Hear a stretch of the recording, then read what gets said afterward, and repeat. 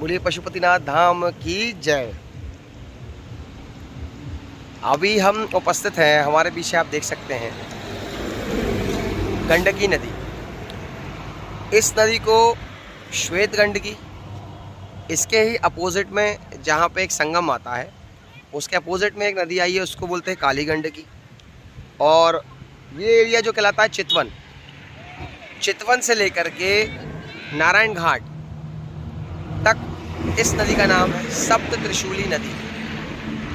ये जो सप्त त्रिशूली नदी या श्वेत गंडकी नदी, श्वेत गंडकी और काली गंडकी नदी जो उधर आके संगम में ला रही है, वहाँ से इस नदी का नाम नारायणी नदी पड़ता है, जिसकी वजह से उस जगह का नाम, उस शहर का नाम नारायणगढ़ पड़ा है, नारायणगढ़। अब आगे हम बात बताते हुए लेके चलते हैं। तो ये जो नदी जैसे जैसे आगे बढ़ी है, भारत में इसका नाम गंडक हुआ है, गंडक नदी। तो हम अब इस नदी में स्नान करेंगे।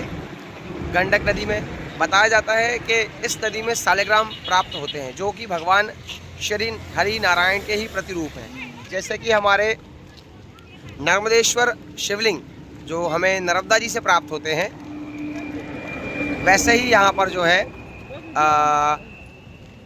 सालिग्राम भगवान प्राप्त होते हैं, परंतु वो है यहाँ प्राप्त नहीं होते हैं।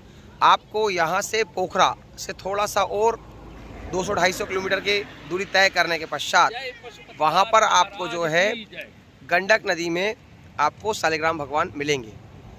चक्र के आकार के मिलेंगे, सीप के आकार के मिलेंगे, विष्णु आकार में मिलेंगे, अलग अलग वैरायटी में वहीं पे आपको प्राप्त होते हैं। यहाँ आपको बहुत मुश्किल है कि आपको जो है सालिग्राम भगवान प्राप्त हो सके, पर ऐसी मान्यता है कि कण कण में भगवान है। जिस नदी को वरदान है कि आपको आपके गंडक नदी में जो है सालिग्राम भगवान पाषाण रूप में प्राप्त किए जाएंगे। तो इस नदी का हर कंकड़ भगवान शालिग्राम का स्वरूप है, भगवान श्री हरि नारायण का स्वरूप है। ऐसी नदी में हम स्नान कर रहे हैं, ऐसी पवित्र नदी में हम हमारे यात्रियों को स्नान कराएंगे। बोलेंगे पशुपतिनाथ भगवान की जय, श्री हरि नारायण भगवान की जय।